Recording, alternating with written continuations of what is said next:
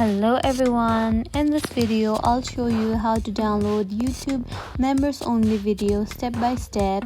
First, open the YouTube app and tap on search icon on top right corner.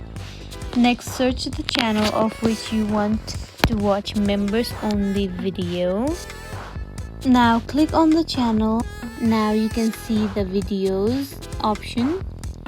Now you can tap on members only option.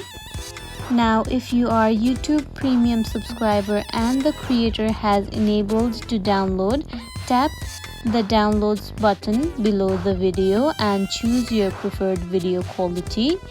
Keep in mind that not all members only videos support downloads. If you don't see the download button, the creator has likely disabled the downloads for that video.